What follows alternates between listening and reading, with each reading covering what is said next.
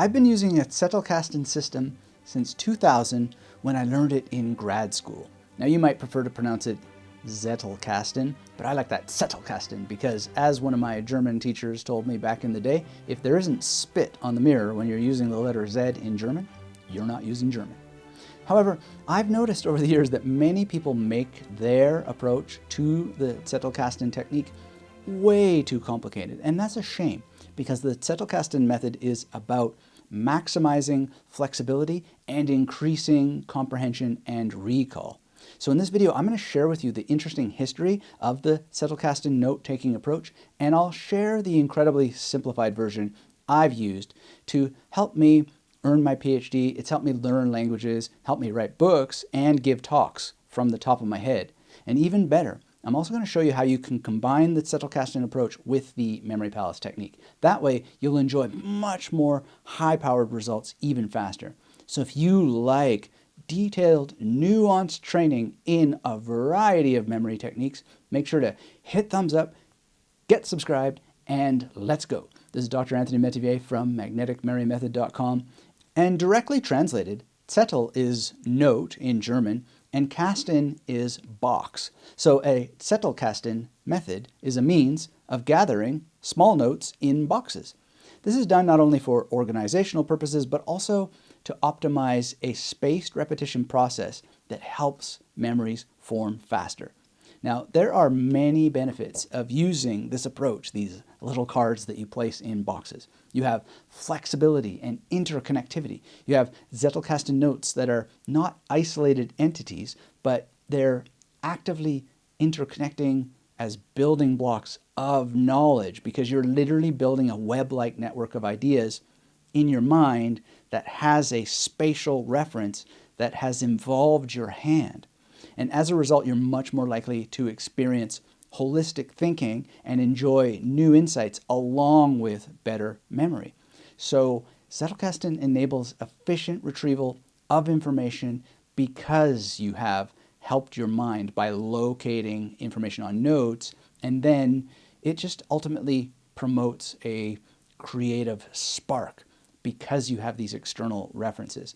Now, Stephen Kosslyn has, in the Case for Mental Imagery, a solution to why this might work. It's a little bit controversial how some people have criticized what he's saying there, but I think there's a lot to it, having used a lot of Zettelkasten myself over the years.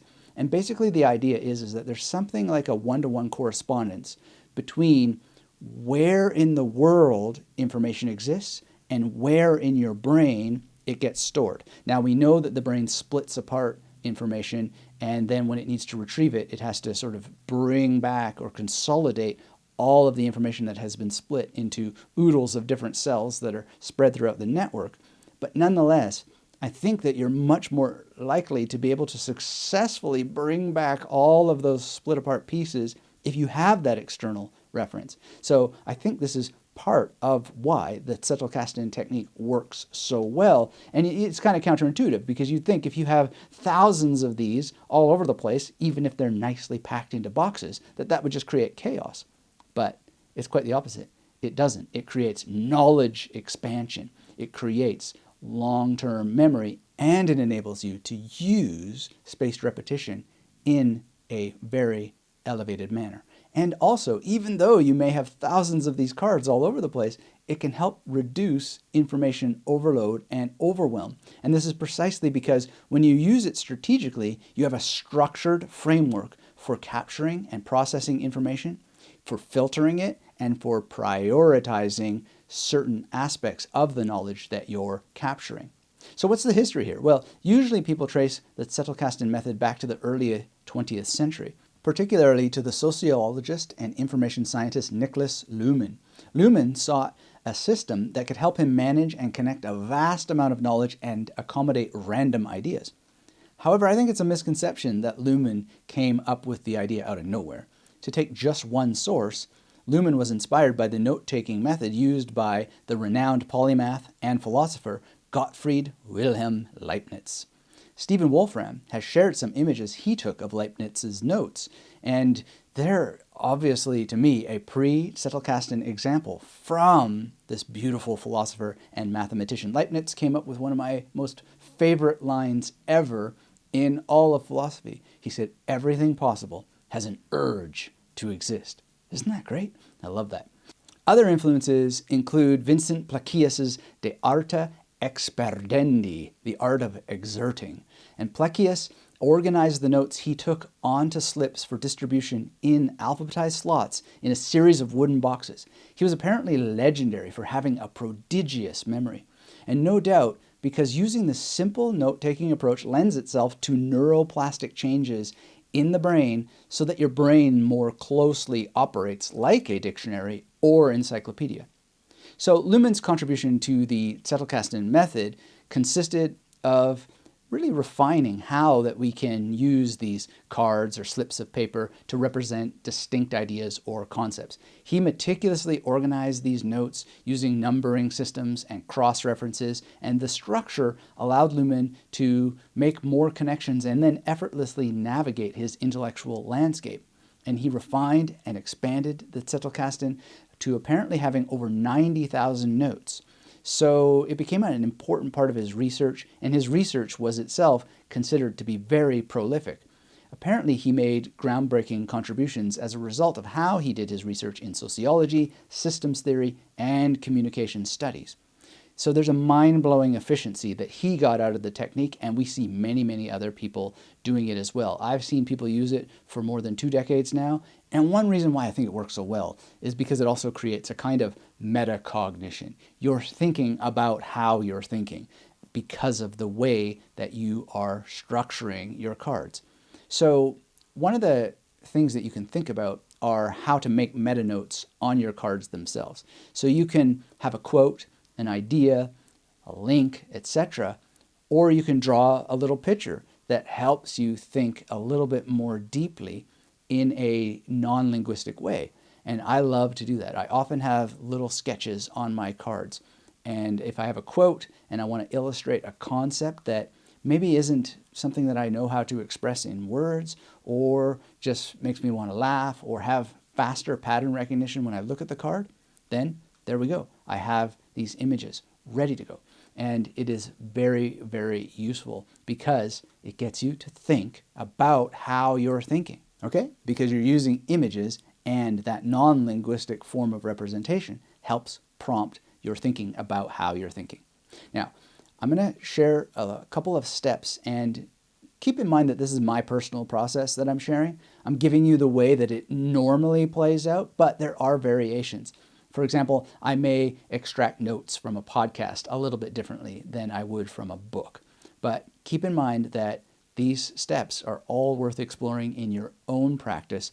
And of course, there are other people who use the technique as well who can help fill out your knowledge. So the first thing is this might sound really obvious, but is it really? I mean, they say common sense is not so common.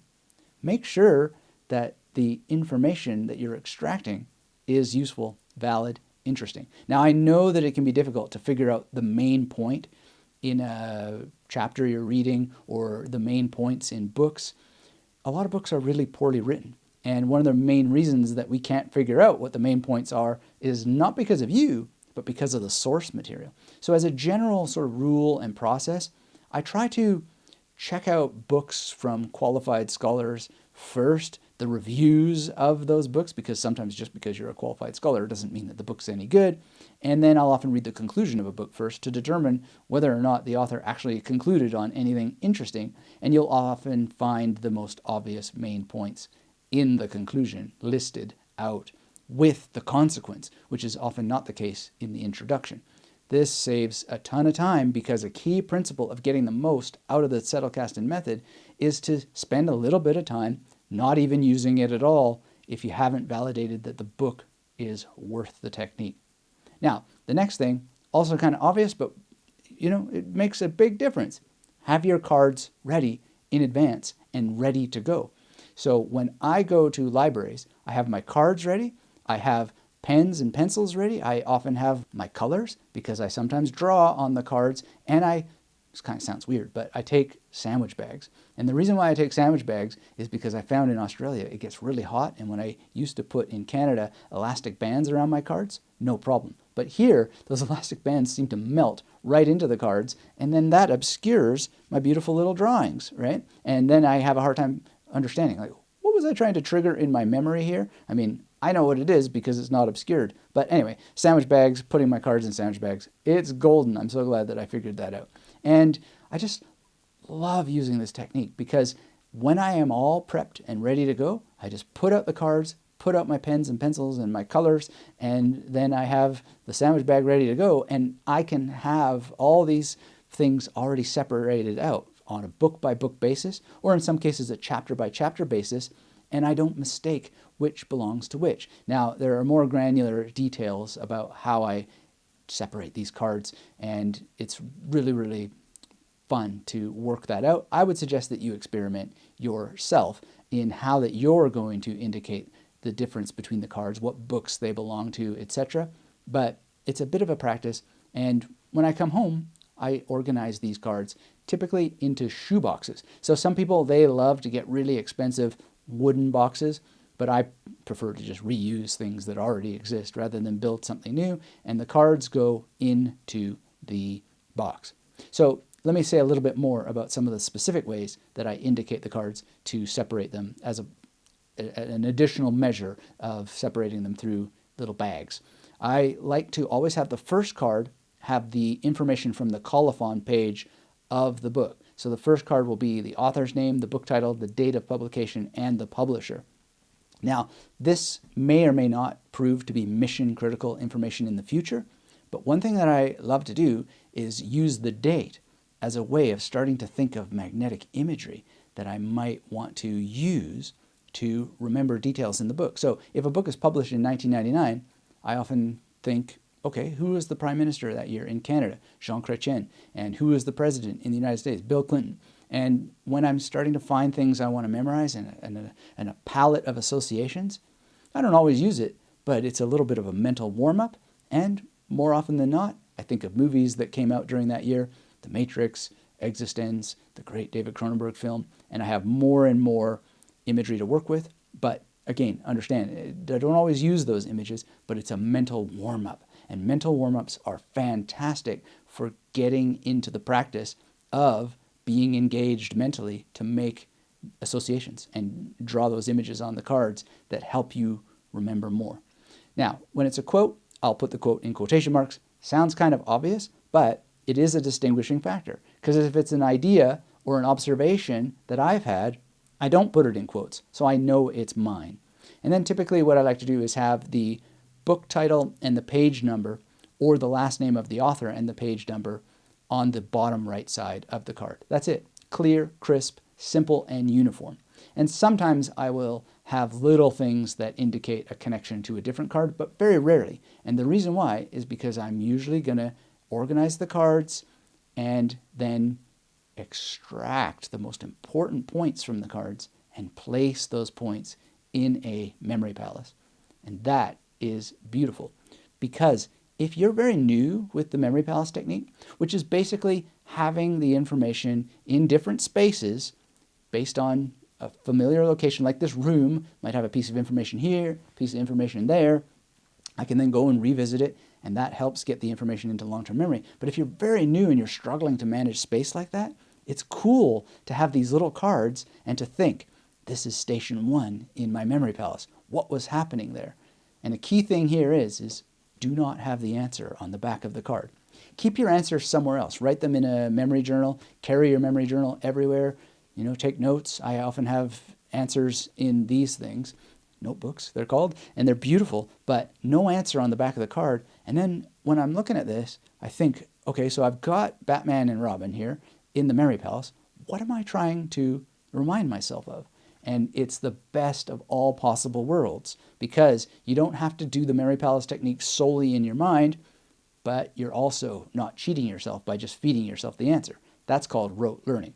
So this is how I use the Zettelkasten technique. I've used it for years. I don't always use the Zettelkasten technique. I do sometimes completely use the memory palace on its own without any reference to cards. And that's a good practice too.